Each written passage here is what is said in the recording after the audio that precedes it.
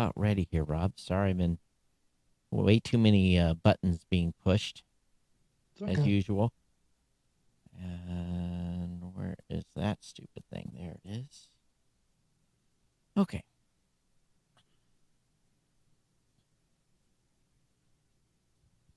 Recorders are going. And I guess the question is, here we go. Here it is. Here it is. Here it is. Welcome to the new media show. We're back. Doing the new media show again. People are actually going to listen to this junk. We do it live. We're live right now. We'll just do it live. We're going live. We're going live. We just can't get enough. The new media show.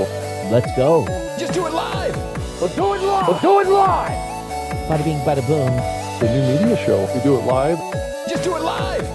We're going live. We're going live. We're going live. The new media show. I'm like Adam Curry, and you're more like John C. Dvorak. I think I am Adam Curry, and you're the old curmudgeon. We do it live. Doing the new media show again. The new media show. Technology. Whew. We make it sound so special. Here we are. Here we are. Here we are. Rob, how you doing? I'm doing great, Todd. Nice little warm up to the show.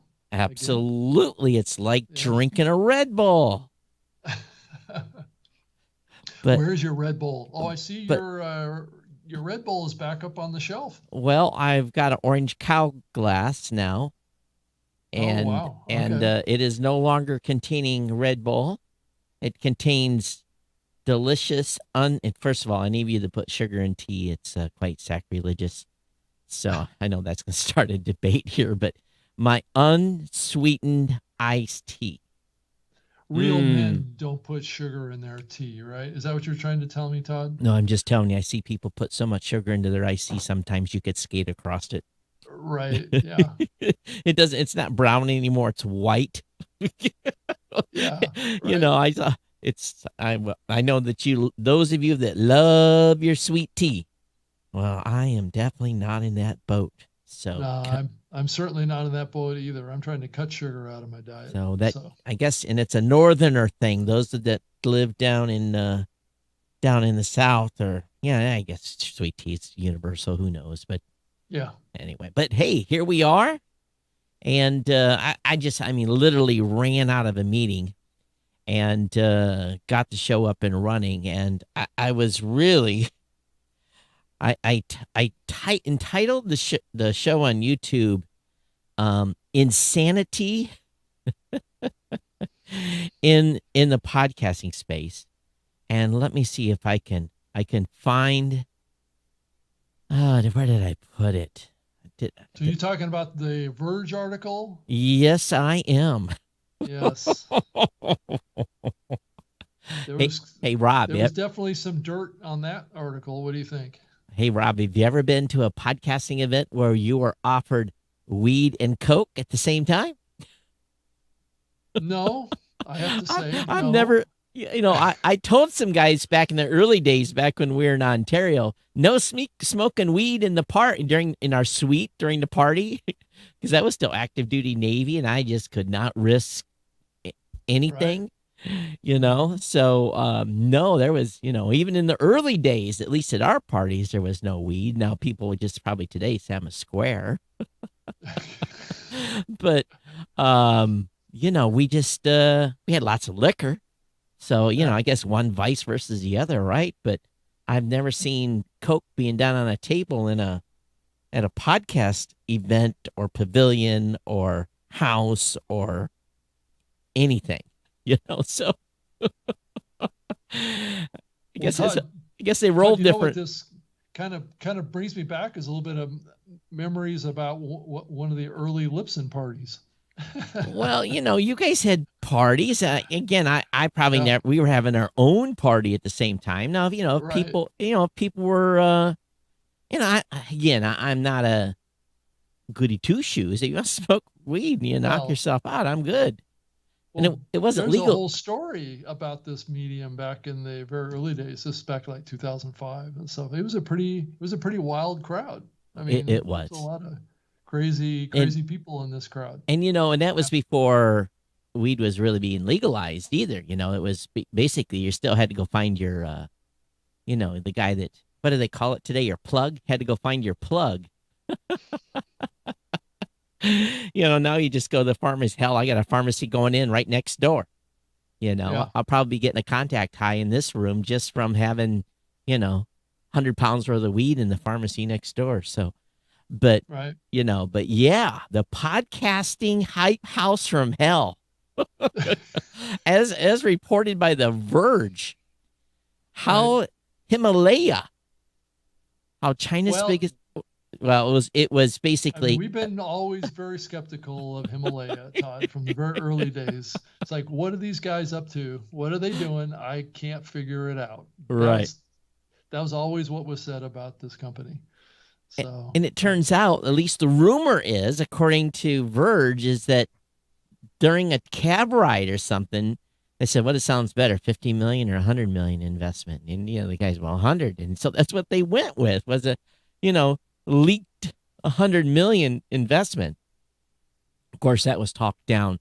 I think we all knew relatively quickly it wasn't that much. well, that's not how VC companies work, right? I mean, Right. if you've ever been with a startup company that's got VC money, you Yeah. know that it doesn't work that way. So, those investors dole out the money as you need it. They don't just like give you $100 million to go party. Now, I had run into the subject of this article at an event. Now, he came from what? Starts with a C, I think, right? Castbox. Okay, now correct me if I'm wrong, make sure I'm on the right track here. Did they not have a big party in Philly? Yes. Were they the sponsor? Okay, so if I remember correctly, they had this VIP area Mm-hmm. that Yep. was really kind of set a lot of podcasters off because it was the haves and the have-nots. And matter of fact, their PR team was they had done some stuff a couple weeks before the event that got the ire of several of us, including this on this show, about hijacking RSS feeds, a whole bunch of other stuff. So I'd had not a run in, but I'd had a introduction to him back at that time. And you're talking about Peter Vincer, right? Is that what Right. you're talking about? yeah, Yeah, I've had some exposure to Peter too. I've Now- talked to him many times. I've been in a couple of conferences and events so when he's been around and done some after hours things with him too. And I've got stories too. So I don't really have, if I do, I don't remember, I'm a Jack and Coke kind of guy at parties, right? Jack and Yeah. Coca-Cola. Right. Let's be clear. Yeah. Not Jack and, lines of Coke. Yeah. But this whole article, I mean, it is a wowza of a wowza one. And Well, it it just, shows a whole nother side of podcasting that most people don't right. see, right? Or even think might be there. It's certainly not common. What we see in this story is not common in the No, podcasting medium no. at all. So If this it is- was common, man, we'd be known as true rebels and out here on the verge. Right. So this is I mean, it's not good stuff. I mean, it's some abuse of investors. It's taking advantage of things, and there was other things going on that are borderline illegal, and there's things that were happening here around women and things like that. that were Trafficking, completely- strippers. completely Oh off- my God. off the rails. Heavy drinking, acute- drugs, all this stuff. Accused, he's got several lawsuits, I guess, pending, accused of inappropriate comments. I'm just, Yeah. when I read this, I consider myself to be pretty well schooled on what's going on in the podcasting space, but this set me back like, where was I? Where was my square self? I saw none of this. Well, Todd, have you ever been out with him in after hours? No. You haven't? Okay. No. That's I mean, I'm not necessarily surprised at this. I didn't know the level of detail. I didn't know the intricacies of what their activities were at all. I had very superficial view of it. I've only had a couple of exposures to Peter Vincer and his business approach and what he does in after hours situations, but I have seen some things. And I knew at the time it was not something that I wanted to be associated with. So it just it wasn't me, and it wasn't what I like to Right. do. Right. So, but there was some behavior there that I saw at events, in after hours, things that, made you go, You know, there's some issues here. part of one of my weaknesses is I have a real tough time sometime putting a name to a face. Right. It's just, some people have this God-given talent to be introduced to somebody one time and remember them forever. That's not me. Right. I'm Well, I mean, I'm doing a glance at a bat. So if someone was doing something wild and crazy, I would be like, wow, look at them. They're having a good time, and maybe raise an eyebrow and keep on moving. So, you and I have been to almost every after hour event that was mhm, publicly. We go in and, socialize and, make the rounds, have a few cocktails, tell a right. couple of big fish stories. We've all done that, Mhm, and that's what those events are for, is to kind of network and have fun. But right. this is a Well, whole different animal. yeah, I mean, I never saw all this. What I saw was little examples of, irresponsibility, unprofessionalism, um, ways of going about things that were more focused on having fun Mm-hmm. or perceived fun versus doing what's right or professional Right. in given situations. So, that's how I would couch this and just say that, I'm not 100% surprised at this, but yet in some ways I was shocked as well. So this was like I didn't really think that anybody would be so irresponsible. So yeah. I can think back to some, I remember an event I went to in New York or Boston. Brother Love was premiering. It was back in the early days. And I know that night I drank way too much. And I thought the next day, well, what stupidity did I do?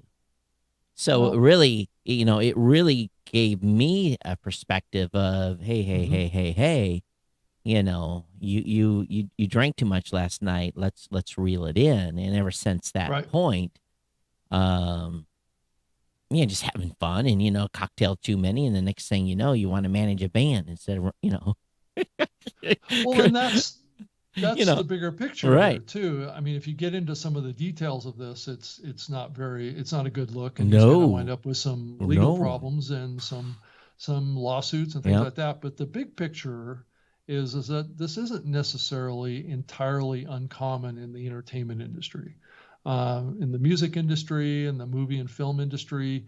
This kind of stuff is in the past anyway. I don't know if it's going to be this way going forward, or if the industry is going to get back at this level of party time, right? Yeah. But this is not necessarily entirely uncommon in Hollywood, and that's where this happened, Yeah. was in Los And Angeles. matter of fact, So, a real Toise address, a zip code 90210. And right, if you guys don't get the reference to that, then I'm sorry. There's a song. Um, it's Beverly Hills, is what it's it is. Beverly Hills, Right. and $16,000 to $17,000 a month rental, and they now say they owe them $100,000 or whatever in broken back rent and broken stuff, and bringing all kinds of, and having, Rob, we've thrown parties. Raw Voice lives in. We've all thrown parties, but what have we done? We've done it in an environment. I remember having a fantastic party in Las Vegas at the Pepper Mill. We rented the casino part of the back. It's this red swap. It Hmm. was fantastic. It was a great lounge, great party, great vibe, Right. but it was a business party, entertain people that in the industry, have fun, Yeah. and then if we saw someone was getting a little bit out of control, we would say, "Hey, thank you for coming. Right. You know, can we get you a cab home?" You know, we had protocols in place, Mhm. and this was not this. No, it's not. But there, like I was saying earlier, there's definitely examples of this, and I've been to big parties before, from various studios to even when I think back to Microsoft, when I was working at Microsoft, Zune had basically an event space in Los Angeles But that's where, a whole different deal. That is well, it is, but the yeah. concept of Right, having a right. physical presence where you can entertain Sure. and bring in bands Yeah. and you can have those kinds of things is not uncommon in LA, Right, right? right. What's uncommon about this is the integration of drugs, alcohol, sex trafficking, all this Mhm. stuff. It sounds like most of the time that this house was actually used as a workspace, based on the story that I read.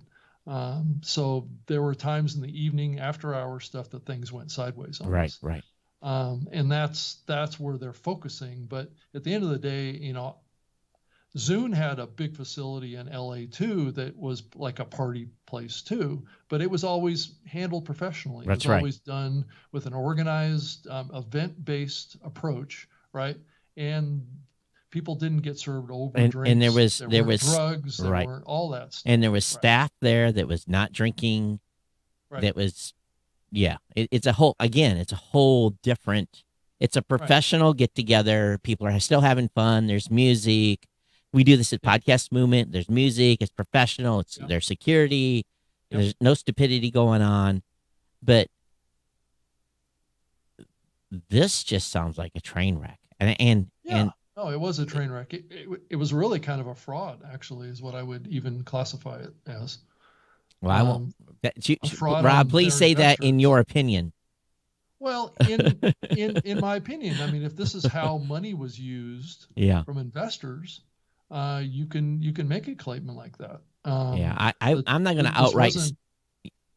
I'm not No, going go to ahead. say it was fraud. I'm just going to say it was insanity, in my opinion.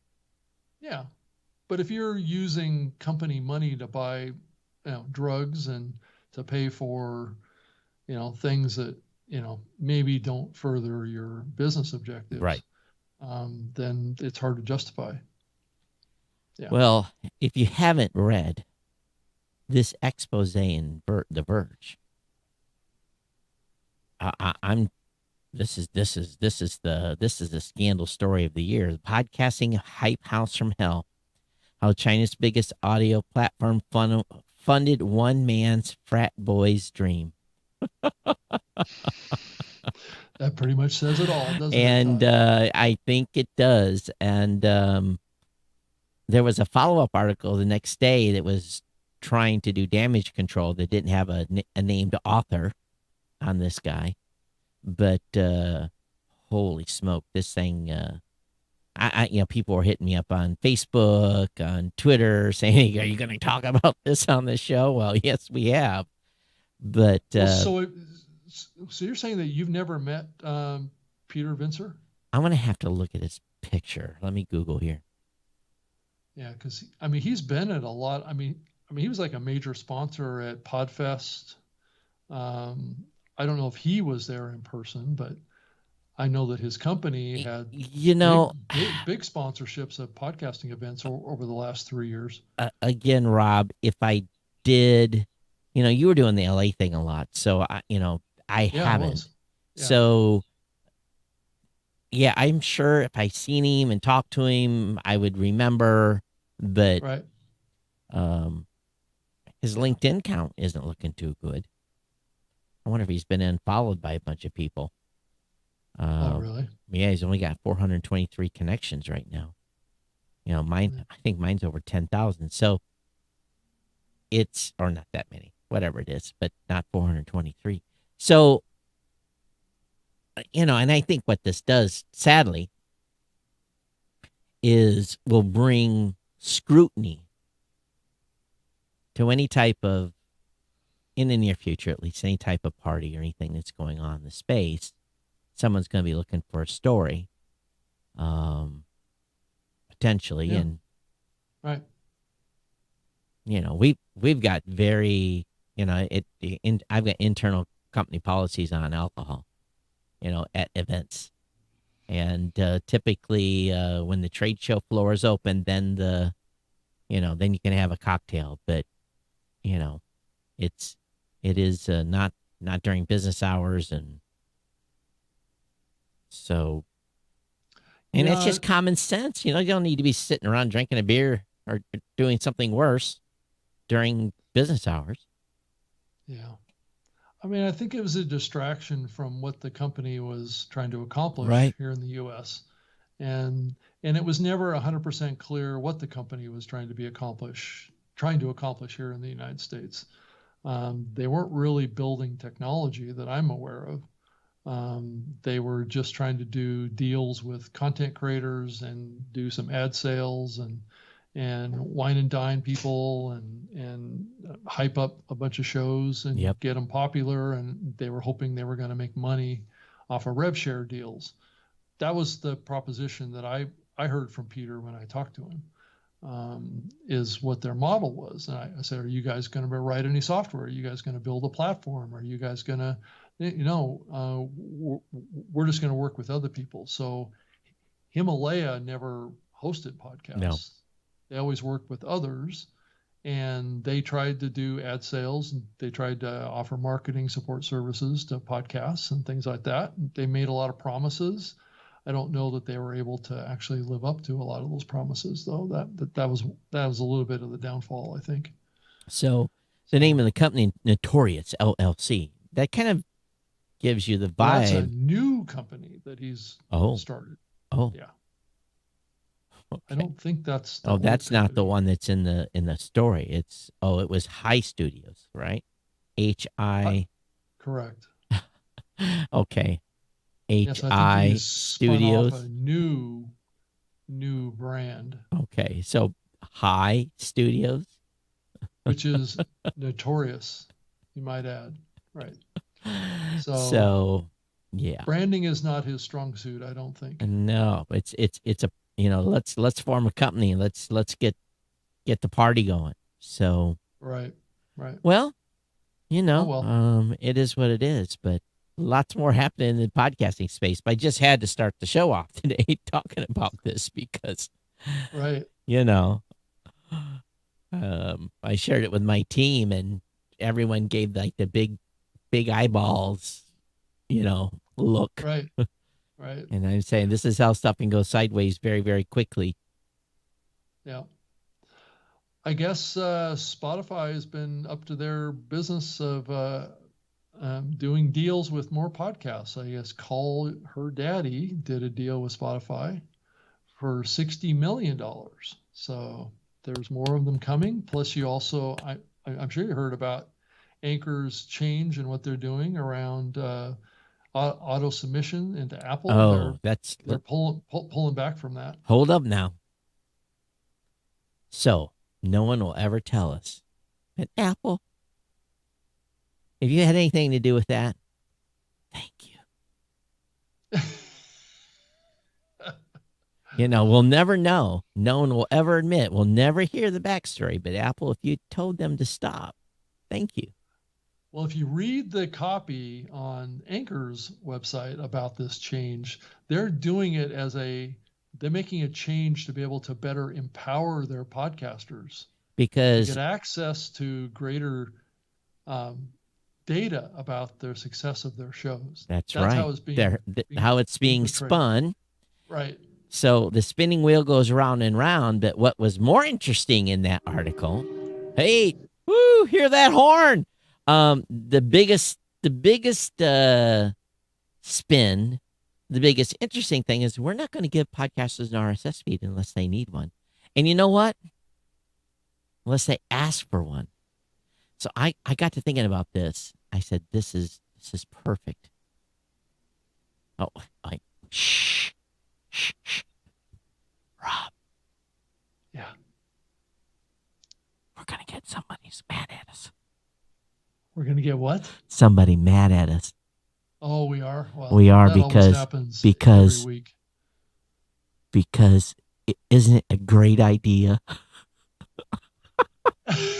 Isn't it a great idea that Spotify won't give their podcasters RSS feeds unless they ask for one? Yeah, because then they're not really a podcast hosting platform anymore, are they? I think that's a great idea. Right? Great idea. Build on top of that, right?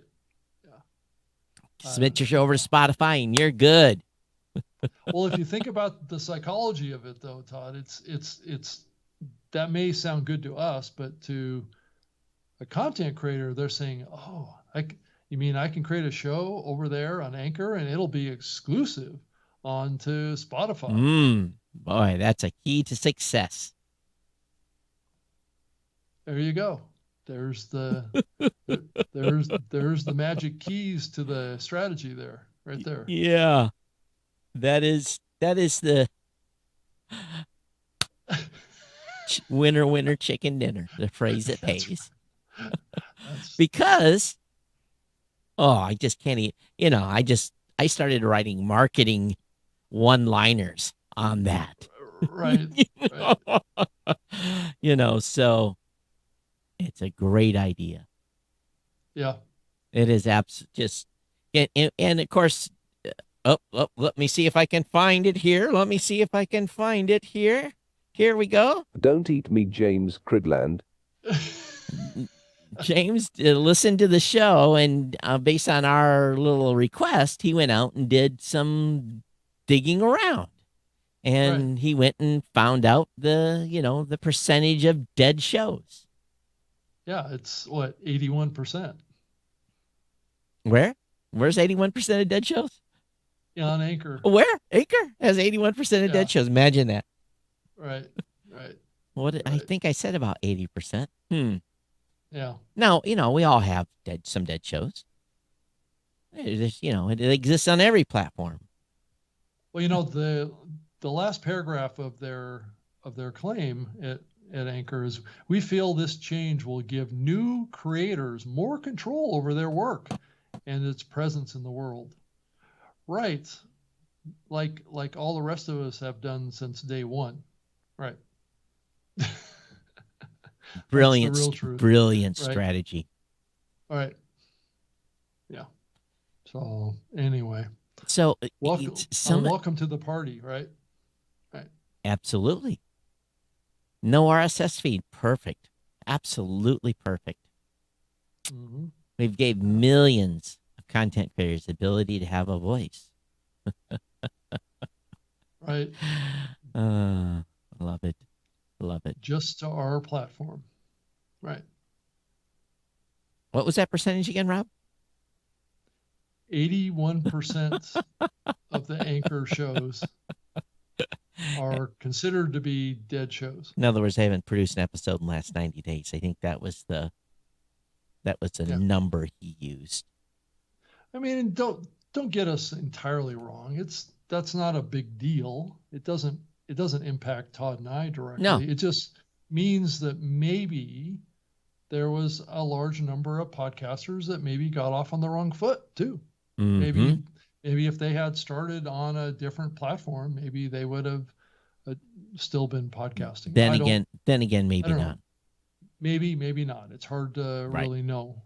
I'm just making a generalization. Was there something about that platform that dissuaded people from doing podcasting? Right. I don't know. I mean, there must be some explanation other than just that many people, quitting, right? Now, okay, so we have, Anchor's going to stop auto-submitting to Apple. Good, Okay. Number one. Right. Number two, now let's go back to Apple for round two. We're not saying that Apple listened to us in this show, or any of us for the past couple of years, been asking them why, how come. But now Apple, clean out not just Anchor's dead shows, clean out all the other dead shows. If there's no media and there's no RSS feed, so if there's a dead RSS feed and there's no media linked to a listing, let's get those out of there. Let's get them out of the directory. Well, haven't they been doing that, Todd? I think that Well, they have been. you know, I think it's a little bit of a, you know, you can never have a smaller number. They can't just remove 1 million listings off their platform. They can't do it at one shot. They could. Deb probably put the query screen together in a couple hours and remove. So what happens then when the Apple Podcast Directory goes from 3 million listings to 2 million listings overnight, or 1.5 million listings overnight?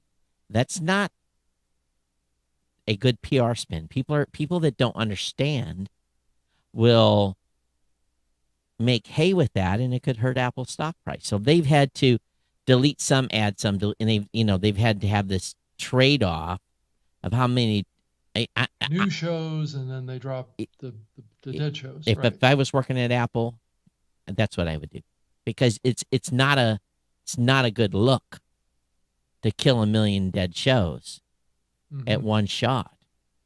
People are going to start questioning the industry. So, maybe I better be careful what I wish for here.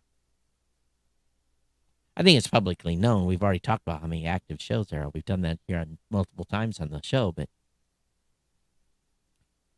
so they can't just go in and there's a lot of stuff in there that is going to be there forever because the media is available and the RSS feed is available, because Anchor's probably not taking content down. So, we're us, and probably you guys too, we have a certain amount of time when a customer cancels is from the time, there's a certain amount of period and all of a sudden the media is offline that we host. Right.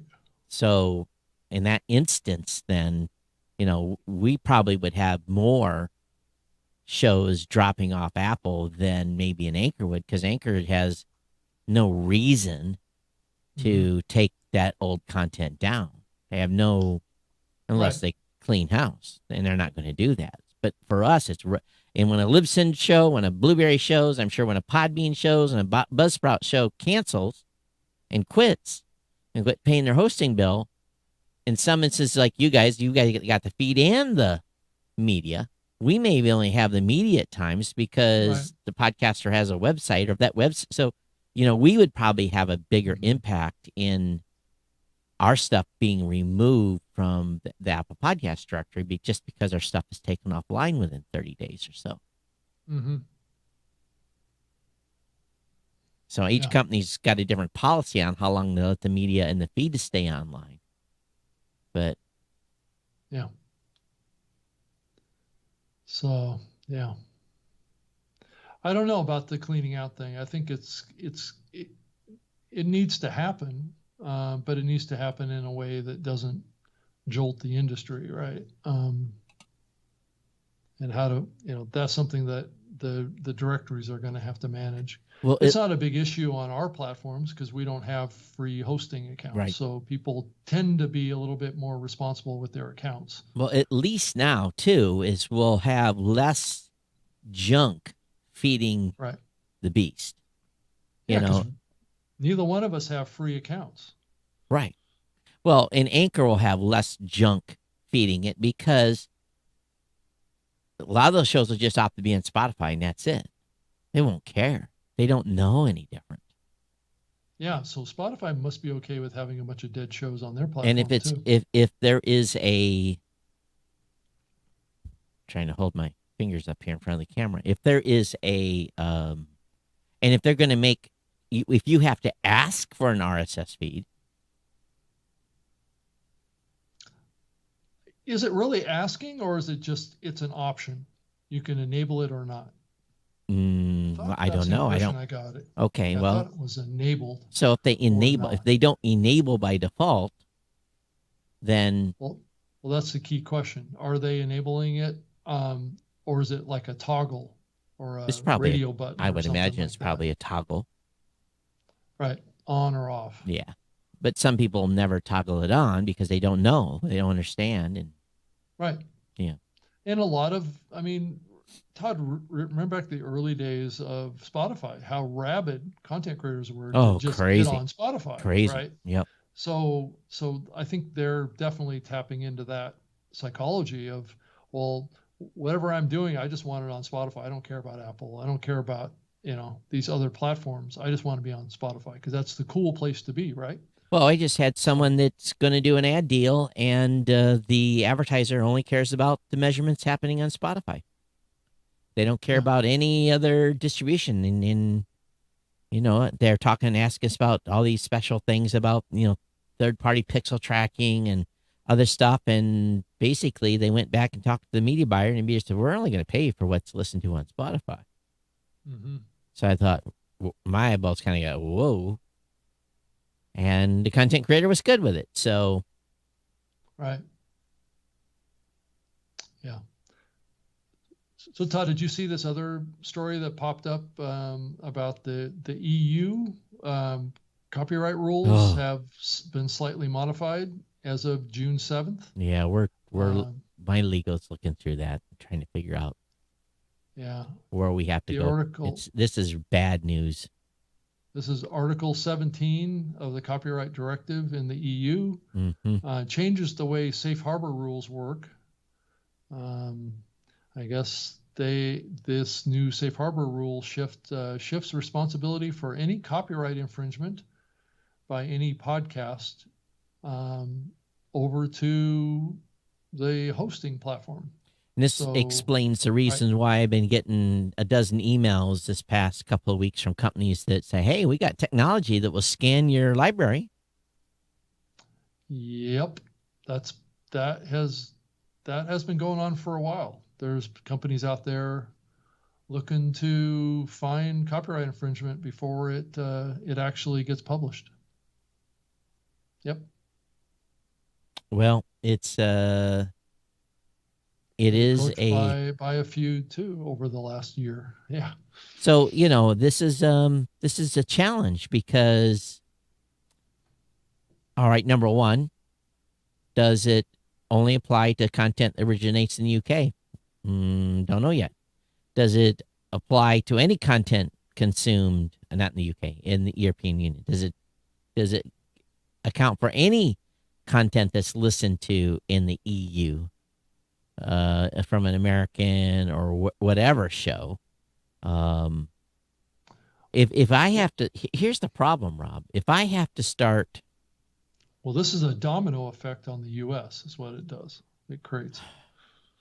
if I have to start running scans on every piece of content that is uploaded, flag it and remove it, If it needs to be, right.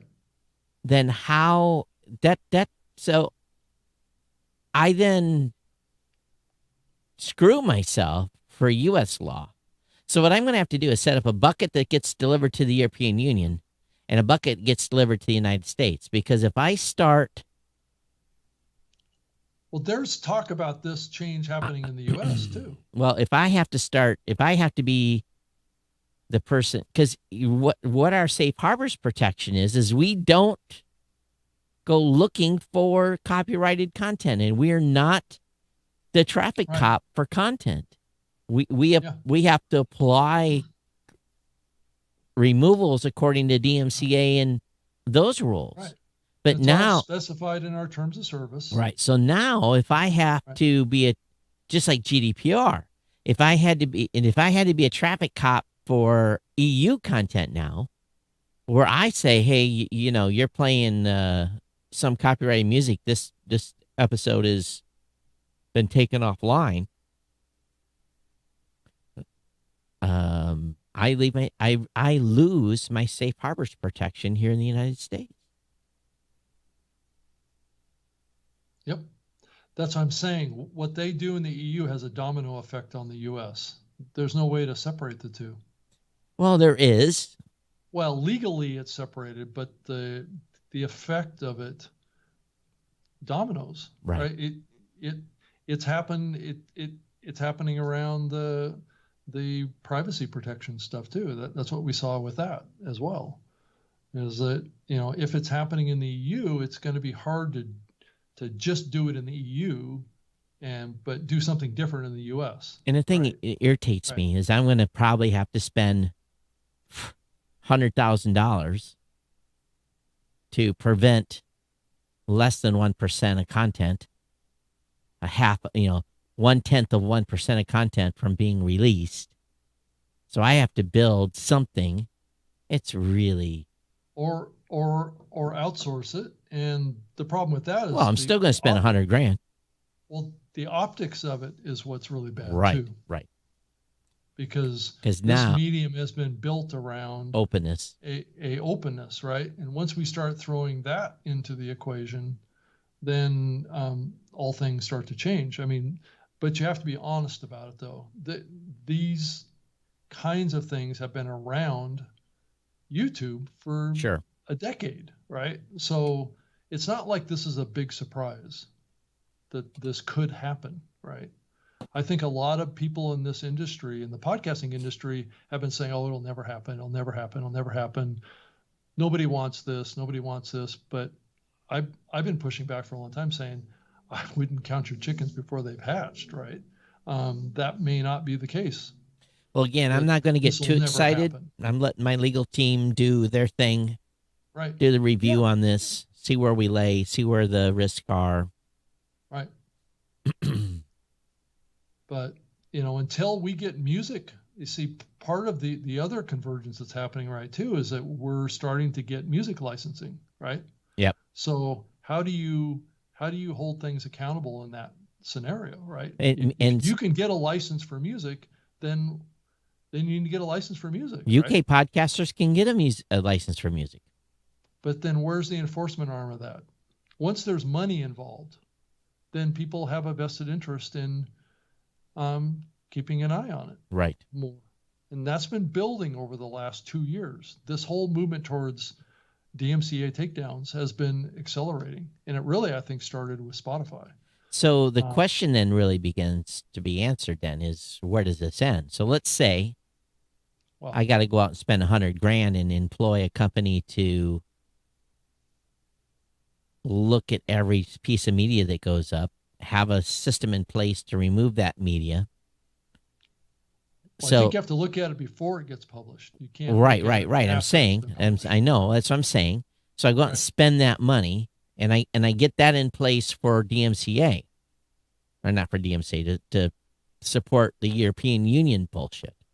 Right. So what comes next? Am I then going to have filters looking for hate speech and all the other things that goes on? Where does it end? Yeah. Yeah. Where does it end? That is a very good question. Just look at Facebook and Twitter. That tells you where it ends. And this is going to cause all of us, if we have to do this, this is not cheap technology to employ.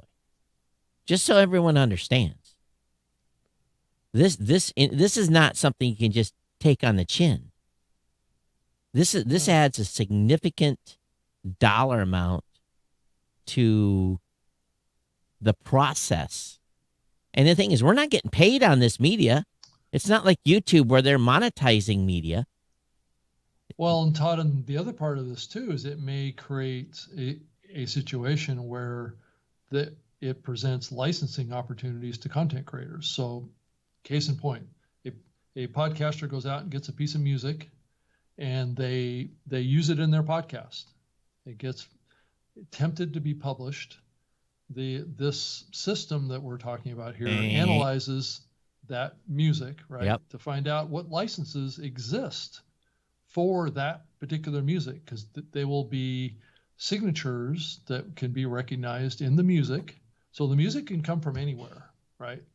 But this system will detect the music, and it will detect the signature from the music and identify it to license holders in the database. And it will assign the availability of a license or not. And if there's no availability of a license, guess what? You get a block.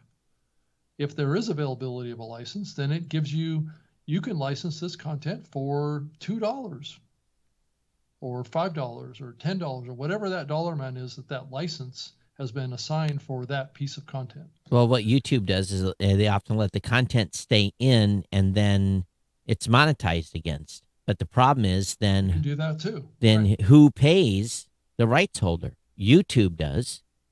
And YouTube advertises against that content, and they have the ability to pay that bill without incurring a fee. Right. That's how the YouTube model works. And leaving the copy, the rights holder said that music can stay there, but I want to be paid for that. YouTube Right. pays the rights holder, and then YouTube runs ads in that episode to pay for, number one, they make money off the content. Number two, they pay the rights holder bill. We're not. Are we going to have to say, okay, you got music in your content, it's going to go through. I got to throw a pre-roll on your content now so that I can pay the bill to the rights holder. Well, you could. Well, that's because otherwise I have to pay the bill. Or the content creator is charged the bill, or else they can't include the music. This is a Pandora's box. I mean, I agree with you. I mean, this is opening up all sorts of situations. I think we as an industry have a choice here. We can either be proactive about it, because this is coming, whether we like it or not, I believe, or we can fight it and we can piecemeal it. And the problem is that the more content that goes out in this environment that's not properly licensed, there's going to be more lawsuits. There's going to be more DMCA takedowns, and there's going to be more problems. And eventually, what the fallout from this could be is that there won't be any music in podcasting in the future because of this. Because of the penalties involved, I can't afford to even risk having music in podcast. Right. So what's your because choice? I could be bankrupt on a single lawsuit. Right. What's your choice? Is the choice to be legal with it? Yes. But Yeah. Rob, here's the thing. For the next 2 or 3 years, if we have to employ enforcement, it's going to be enforcement only. There's no license. And then we are There is some technology providers out there that are very close to being able to do what I just said. well, I understand that. But again, there is no license for downloadable media. No, that's true, but that's going to change, especially if you have a system like this in place. So anyway, it gives me a headache thinking about it. It's quite a quagmire that the industry may fall into in the next couple of years on this very topic. And if the EU and the United States do this with their copyright laws, the floodgates are open. Because they love coming to companies and getting into their coffers. Mm-hmm. Yep. And who knows where it will end. Yeah. So I could see changes to our terms of service as well. Mm-hmm. Mm-hmm. Oh yeah. Immediate termination of accounts. Music and podcasting if this doesn't happen too. So immediate termination of accounts if music is used in podcasts. I could see that. I mean, I'm talking pretty much any music. Right. I understand it. Any. Yeah. I mean, you could use music if you had it created custom for you. But I do believe even the royalty-free music platforms are getting involved in this too. Douglas says the big issue with music is who are the rights holders. Figuring out who owns what is a total mess. Right. Yeah. I mean, fair enough. It's still early in the game. But if the copyright rules change before the technology is there for us to manage it, that's going to be another problem. Well, it's tomorrow. Right. We're all behind the 8 ball. Yep. So. And you just, you hope. And here's the thing too. you hope that what these companies are going to say is, okay, podcast company X, you got one or two things out there. Can you clean that up for us? You hope that's what they do. And because maybe it's not worth, again, I'm hypothetical here. Mm-hmm. It's not worth the lawyer's time to come after you for a couple of violations. But if you have 100 or 1,000, then there's a bigger problem. And you and I both know that last year, we all got the most number of DMCA takedowns we've ever got in any year of podcasting. With Yep. the RI, and be honestly, we can kind of thank the RIAA for help cleaning up old inventory, because they went through and they were sending takedown notices for content that'd been online for 10 years. At least in our case, some stuff had been out there. Yeah. And so from that standpoint, did they get it all? Probably not. Have they gotten the new stuff? Probably not. Are there podcasters out there putting music in their podcasts every day because we read the forums? Are people talking about music and podcasting and we have to keep telling them no? And some people do it anyway. Yep. Because screw the man. Are they, what are they going to do? Are they going to come get me? Well, not physically, but they may get you one way or the other. So I'm not going to get too excited until our legal has a chance to decipher all this and say this is what we have or have not have to do. Right. Yeah. It's definitely coming to a head. The DMC takedowns are accelerating. The rules around safe harbor are starting to change, right? So you're seeing all the elements on both sides converging. Where's it gonna crash into each other? Rob, it's not like you guys got any big bills to pay here anytime soon. Right. No big bills. No. Uncle Sugar doesn't want his 3.6 and No, or no lawsuits. no problem. You No. just write that $5 million check, right? Right. Just get it over with. It's cleaning up the messes so we can move on. I understand What that. this is. I understand that. But okay, so where's the first $2 million lawsuit coming to a podcast company for copyrighted music? Well, yeah. I don't. They call me and say I need $2 million. They're going to say, well, you can want. Right. Can squeeze blood can from I a turnip? can Is I that go what on you're a trying to tell me? can I go on a 25-year payment plan? Right. Oh. You can't take out a mortgage for that.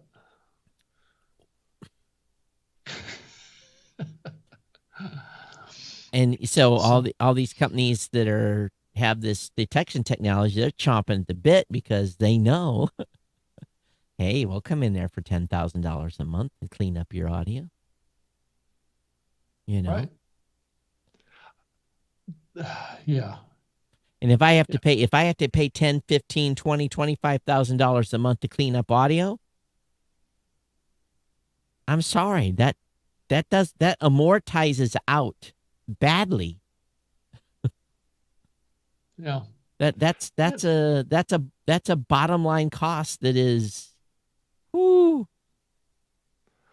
Well, Todd, I think also the danger here is that it may come down to the point where the only people that can afford to have music in their podcasts are the high-end shows.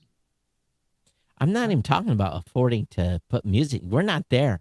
We're still, No, but I mean, even if we did have licenses, how much would those licenses cost? I think you have to think about that too. I think the goal of getting music licensing and podcasting is great. I would love to have more music and podcasting, but what is the license amount going to be? And let's be clear. I mean, I think royalty-free music has been around for a long time, and that's certainly a good option for many people. But royalty-free music always gets flagged even on YouTube now. It does. It does. Yeah. So that's even going to need to be dealt with at some point. What's okay? What's license-free? What's royalty-free? What is the license on that music that you're using in your podcast? Right? That's going to come into play at some point. Well, there's no way right now. There's zero mechanism. It doesn't, right? For that us to- exists in any no, of the podcast hosting platforms. There's right? zero mechanism for me to even know you have a license. Right. Or even know you have music in your podcast. Right. So let's say we get the technology to detect music in your podcast and I rip your stuff down and you Yep. say, I've got a license for it. Well, It generates a report that says this track is this track is licensed by this and this Yeah. entity. And if you want to license this, you have to pay $15.25. but they're not. But the thing is, they're not going to do that, Rob. Again, this is downloadable That's what media. the plan is to do Oh, that right there. It'd be a cold day in hell because they if they would have already wanted to license music and podcasting, this would have been done. There's not enough zeros. Wow. There's not enough zeros in revenue for them to care. So all they're going to do initially right now is, and Douglas, I know you guys have been pulling your hair out trying to get this done. Well, I'm and there's other companies that are doing it too, not just those folks. So that are actually trying to build a system to do this. But I mean, what I've heard is that the industry is looking at this as a potential revenue source. So I don't know because it's downloadable media. They can't get over their Napster days. It can be readily shared, copied. But most podcasters, if they're paying $5 a month for their hosting account, they're not going to pay $25 for one track of music in one episode. I understand of their that. podcast. I understand that. Right, and that's where the rubber really hits the road on this topic. Is that more than likely that's going to be the expectation, and it's not going to be based on, I don't believe, based on downloads. So Douglas says, how tough would it be to upload the license when you upload the podcast? Well, the license better be encoded in the MP3 file. Yeah, well, especially if we're having to scan everything and compare it against a database. Right. It has Right. that license is going to have to go into the MP3 file. It's going to have to be in the music signature somehow. What that license is. Right. So it's a Pandora's box that is ugly. And the EU already cost me to implement GDPR. I think we figured out was $600,000 or $700,000. Dev time, legal, all that stuff. Right. Maybe $500,000. Yeah. So, what is this going to cost me? This is going to be much more expensive. This is much it's a harder. monster issue. It's a monster issue. No question about it. And I don't think most of the smaller podcast hosting companies are equipped to handle this. If you think you weren't equipped to handle IAB V2 guidelines This is specs, this is nothing. This will be a whole other realm. So we'll see on all this. I don't think we're going to see it for probably at least another year, but Well, it depends I on don't how know. fast the lawsuits come. Right. But it's funny, Todd, we've gone most of the show, and guess what? We didn't say anything about Apple. Apple and their launch finally of their paid subscription. And immediately today, Platform. guess what happened today? Immediately, we started getting podcaster inquiries about how to do this and how to incorporate this and how this works and how come you're not supporting this in my publishing platform and blah, blah, blah, blah, blah. Immediately. I'm like, got to go to We Apple. have nothing to do with it. Oh, Right. hey, the podcaster don't care. Yeah. Well, that's because they misunderstand what's going on. Yeah. Yep. So we'll see how much of a Pandora's box this claims. I actually told we're going to use it as a marketing opportunity. We're just going to say, by the way, did you know you can do private internal podcasting on our platform? You don't have to give can actually Apple. get to more platforms Yep. than just Apple. You don't have to take their 30% cut. Or, you know, you don't have to accept that. But Right. And you can have a subscription for your podcast off of another platform and still make that available to listeners on Apple. Mhm. It doesn't lock you out. No. So keep that in mind when you're a podcaster creating a subscription product. You might be better off going with a platform that is independent from Apple. I'll just put it to you that way. Because you're going to have you can be everywhere. You're going to You don't have to be just on Apple. You're going to have to if you're a smaller publisher too, if you don't have big reach. Right. Because in order to, you're going to have to figure out the finances to make this work. Because I already know it. I just can't. I want to, in about, I'll give it 4 months. Someone's going to start complaining. I started a premium podcast on Apple.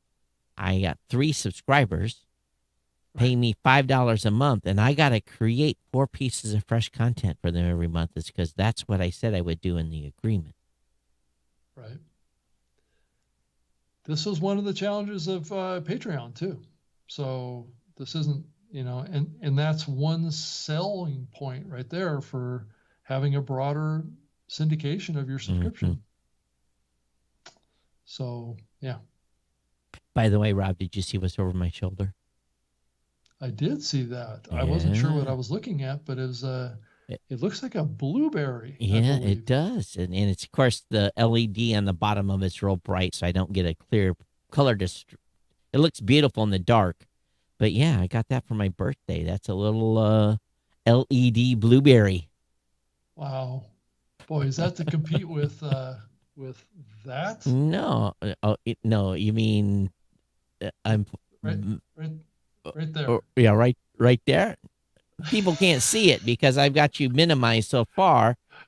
Now they can see it. Right. Zoom in on that, Todd.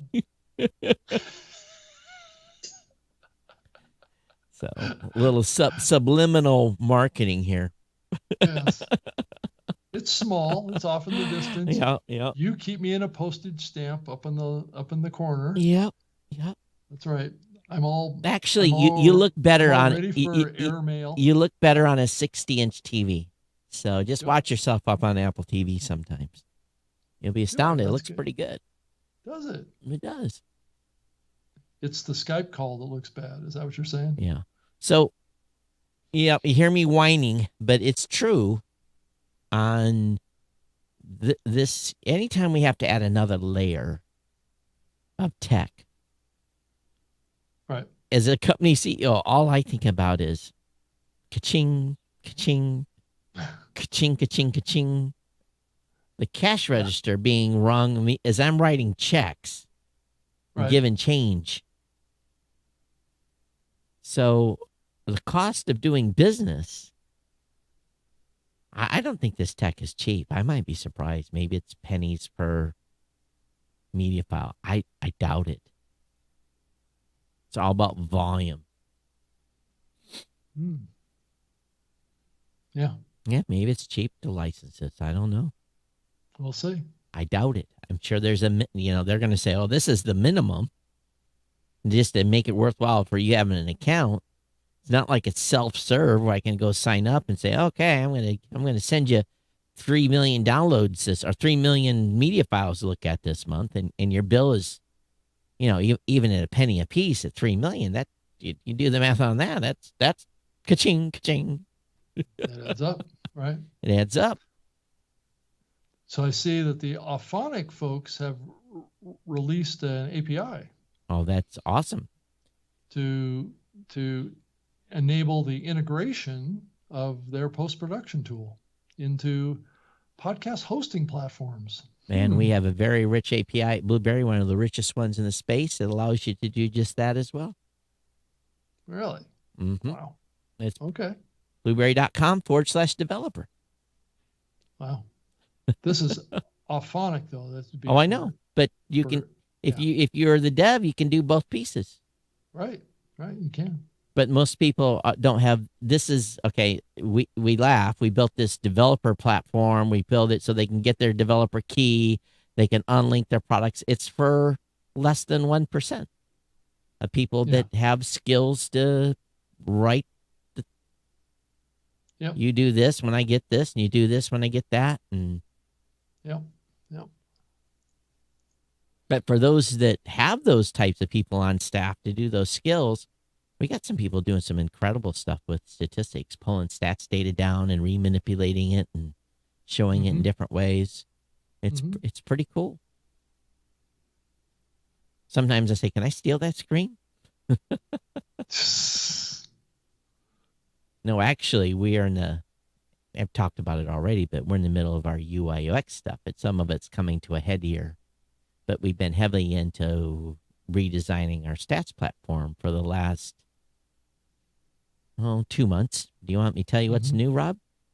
Sure. You'll have to wait. Oh, darn. I will say one thing. We're coming to battle. Wow. Okay. Not with you per se, but Well, you're pulling out the guns is what it means. Right? Well, it's one of those things where you just have to put a fresh coat of paint on once in a while. Right. And we're way overdue. So There's always an interesting flow of stories that James Cridland comes up with, I have to say. it's true. He does get a whole bunch of stuff. So people are probably in the mode of submitting stuff to him a lot too. So And they're not submitting to us as much anymore. no. They're just sending it to James. Yeah. And one thing's for sure is there's more than one person that wasn't happy with the new Apple Podcast app. Boy, that has taken a pretty big beating. I agree. One thing I did find intriguing was a new service called Melon. It's a new, It's a new live streaming service for video, and I thought it was just a restreaming service. It's not. It's kind of like StreamYard. As a matter of fact, it looks like it's a direct StreamYard competitor. Right. So I was thinking, Rob, maybe for next week's show when I'm in Columbus, maybe we'll use StreamYard for the show next week. And if I get my act together, we'll be able to use the output of StreamYard to go stream like we do the show normally. But we'll just use StreamYard as the interface. Right. I just have to make a new ingest point and test it and make sure it works. Right. So you saw, Todd, I sent you an email with our session at Podcast Movement. I did. Our live session of this show on stage at Podcast Movement. Looks like we're close to one of the last events on Friday. Oh, it shuts down? Well, I don't know. I don't know what early afternoon. I don't know when the last keynote is. So I was looking at this. Let me look at that again. Let me bring up your email.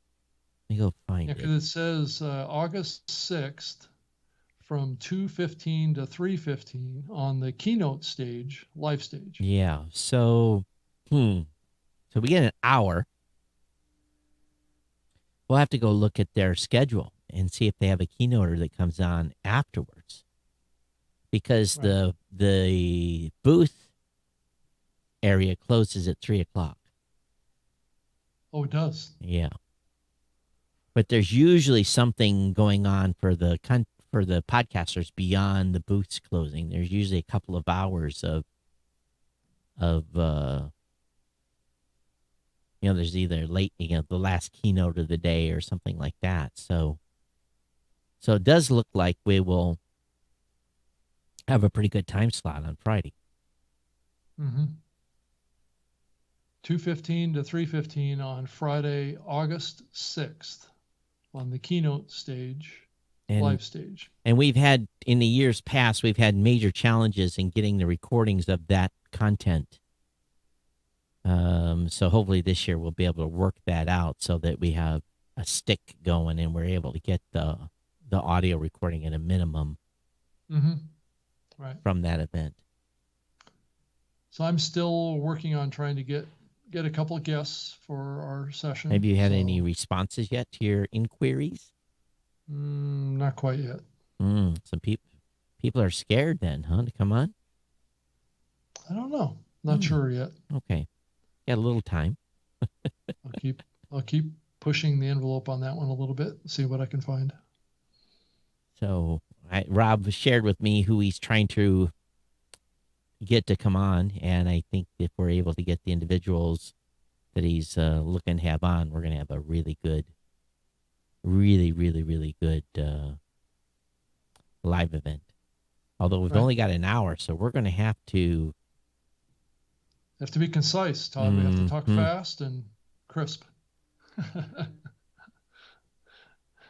No, I mean, an hour isn't unusual for us, but we usually like to go 90, but I think an hour is fine. Yeah. I'm not worried about that. It's live on stage. It's actually more time than most presenters get. That's true. Yep. Because I think my session's 45 minutes on, I think Wednesday was my time. Right. And keep in mind, too, this is going to be live streamed, as this is one of the live stages, which means that it's going to be available to be watched if you're not in Nashville at this event. So you'll be able to see it from there.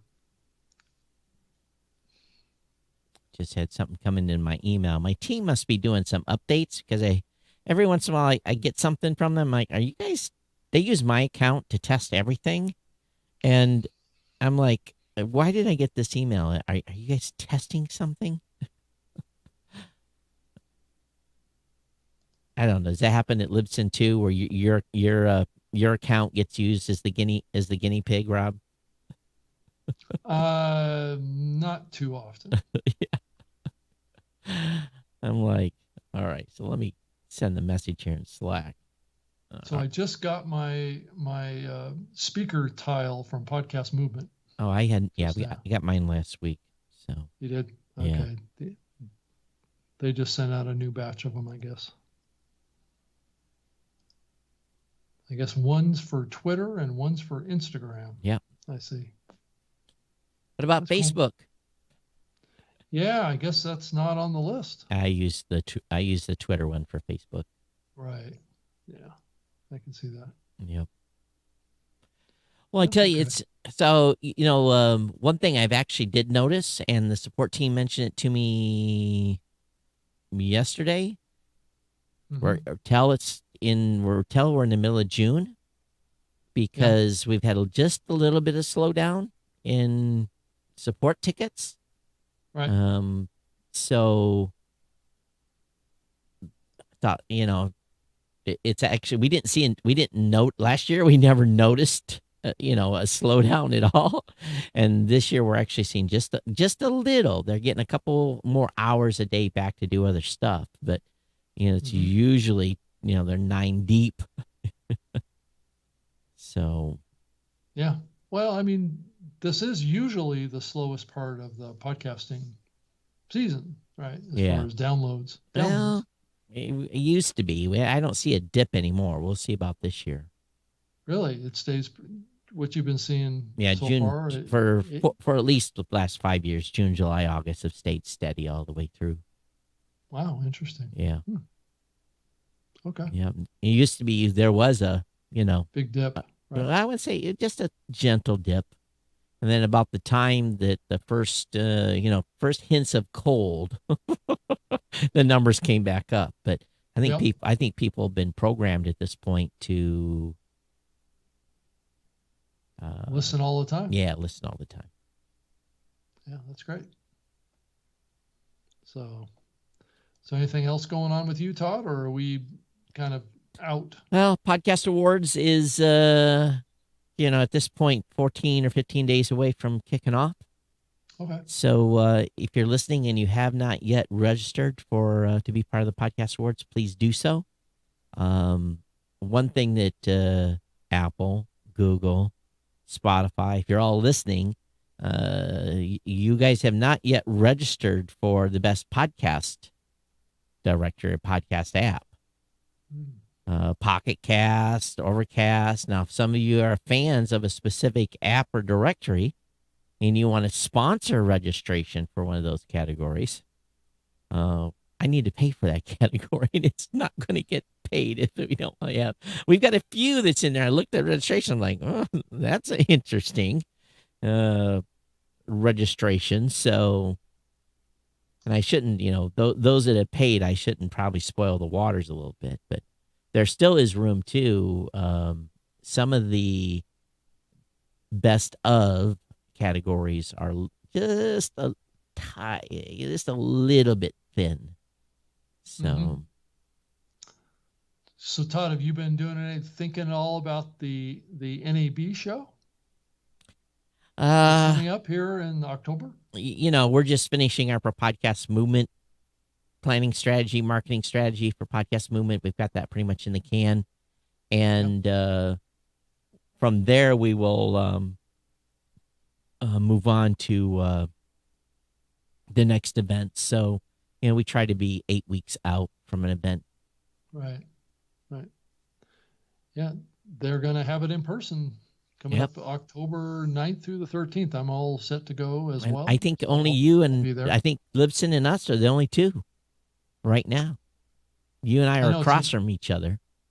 It's a pretty small kind of like pavilion for podcasting. Yeah. This time. Let's go over there and see if I can. Let me go over to NAB show.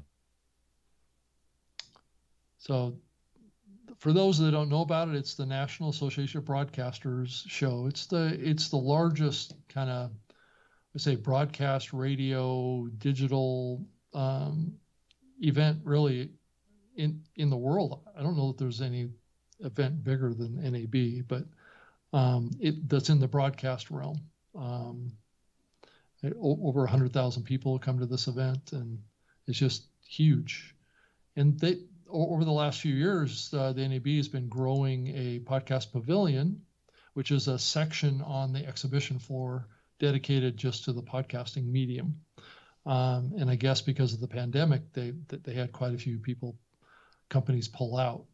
So that's shrunk the podcast pavilion down a little bit. So what we're going to have to do is build it back up again. All right. So I'm load the map. Okay. And so are you showing the map right now? I can't see it. I'll show it here. So 3, 2, wrong, 4, 5, 6. Okay. So what we are is we're really kind of in a we're against the wall. Right. That's what I saw too. And being against the wall sucks. Big time. Big time. And Libsyn is in North 4139. We're in North 4039. Live 365 is in North 4138. So that's a cluster of 4 booths. We're right next to one another. There's nobody in 4439, 4339, 4438, and 4338. So, and I'm looking at who's around us.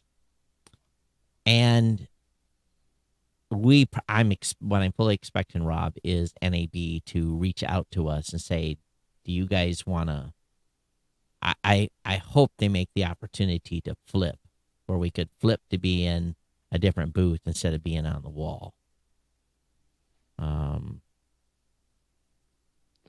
Well, one thing's for sure, I'm starting to put forth all-out effort to try and get involved in as many other things going on at that event, like I usually have done. Because I'm looking at this, and it's very thin around us. There is 1, 2, 3, 4, 5, 6, 7, 8, 9, 10, some 11, 12 big massive booths that are we're in the radio section. Right. So I'm just trying to get where the North Hall entrance is. Okay, so, all right. So those of you that know LVCC, do you guys know where the taxi stand is? If you walk in from the taxi stand, and you go straight in and all the way to the wall, and then turn right and come down about halfway, that's where we're at. And That's the North Hall, right? right. And it's, in my opinion, it's the absolute worst place we could be. So, matter of fact, after looking at this, I'm going to make a call to NAB and say, hey, now, come on, let's, you've got lots of booth space around us. Let's rearrange and move us someplace more respectable. Yeah. But no one else is there, just you and us. And Live 365, which actually has a better booth position. Yeah, and I'll probably be the only one there for the first 2 days, actually. We typically have pretty good traffic, but we also do an incredible amount of pre-show marketing. Well, you have to really to make that work. Yeah, we're doing a lot of outreach, a lot of, Yeah. Yeah, I agree. That's what you have to do. So, I hope they sell a lot more booths between now and that show, because that show is still thin. I never seen this many open spots.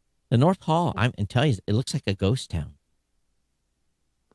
Well, we're coming back from a pandemic, so it's going to be a little slow build, I think. I guess the way I look at it too is we're already paid. We paid last year. So it's not like I'm having to write a check this year to buy a booth. So, right. Oh yeah, Douglas is saying, I've never seen NAB look that empty. He's looking at the live screen that I have up. So I agree. I've never seen it this empty. And I think maybe we both should do a call and say, hey, there, a lot of open, a lot of big space in the hallways. Why not double the size of all of our booths? Yeah, I don't need a double-sized booth. I just want to be I don't want to be against the wall.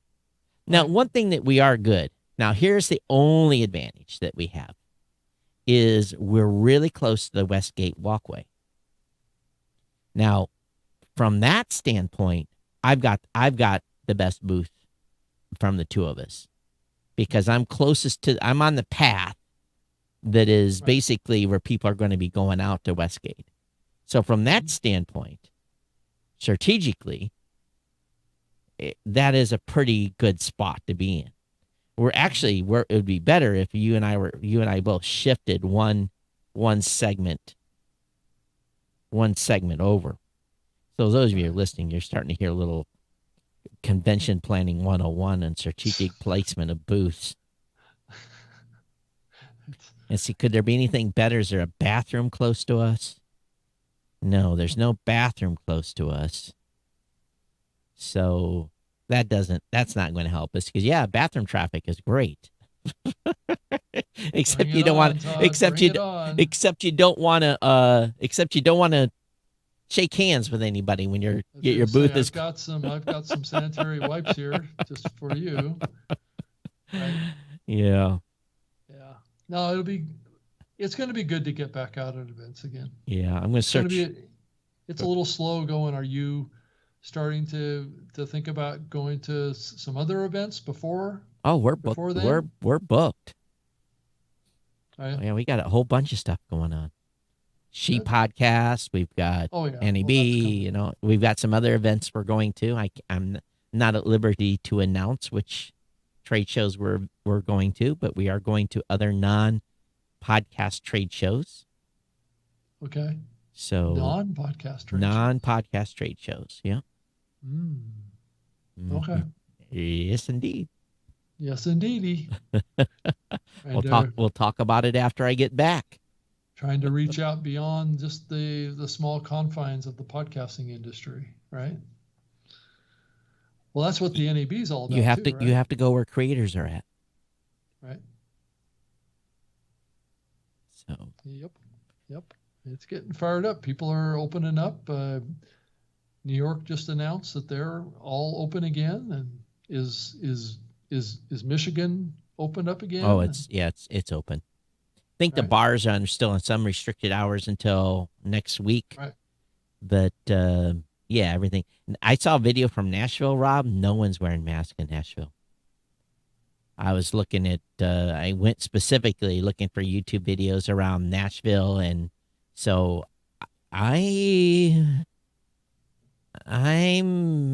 we'll see if it's going to be a maskless trade show.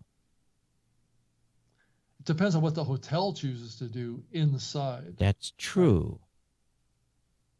So if everything else is maskless and restaurants and everything are maskless in Nashville, well, the hotel may do things a little different. But Right. according to Dan, it would be mask required. But Right. So yeah. it sure feels like things are getting a little bit back to normal. So Yeah, I think so. I'm excited. Yep. I'm excited to get back to normal. yeah, Mike said July 1st officially everything is back. All the restrictions are off. So okay, wow, we're at the end. We made it. We did. How can they reach out to you? Well, Twitter is a great place at Rob Greenlee, and you can send me an email if you want, robg@libsyn.com, and that's always a great place. Love to hear from you. Love to hear any thoughts that you have about anything in the podcasting space, and we'll talk about it on the show. Any ideas for guests or anything? And you don't okay. Go ahead. You don't have to send all your juicy stuff to Cridlin. You can send it over here too. Right. We'd be happy to dish on it. We're getting fact checked now, though. I know we are. But that's been going on for a while now. That's From okay. who, though? So it's okay. It's good to fact check. Just keep us square. We make a mistake. We don't get it right 100% of the time. No, we don't. So We're human. Yep. We're human. We But- have our failies. But don't you know what we say is gospel? That's right. It is that way. Right. Anyway, I'm Todd at blueberry.com. At Geek News is my Twitter address. Of course, you can reach the Blueberry team at Blueberry on Twitter as well, or on Facebook. And anyway, I guess we'll get out of here with our outro music. So Ed, are you back next week? I'm or in is there something Columbus going on? next week. So we're doing Columbus the next week. yeah, we're doing the show from Columbus next, or I'm doing Right. the show from Columbus next week. All So I'm right. going to do everything we can to be live just like we are now, except my backdrop will be a little different, and maybe it will be side by side in StreamYard or something to that effect. Okay. Or maybe I'll even look at this new platform and see if there's opportunities there. But anyway, it's all good. All right. We don't care where Okay. you listen, as long as you listen. Follow or subscribe at newmediashow.com. Of course, NMS Podcast is this show's actual Twitter account. Yes, we do have one. Right. You can follow over that. I couldn't get New Media Show. It was at NMS Podcast. Right. So we want to thank all of you for being here. We'll see you next time, everyone. Take care. Be safe. Yeah. Thank you. Bye.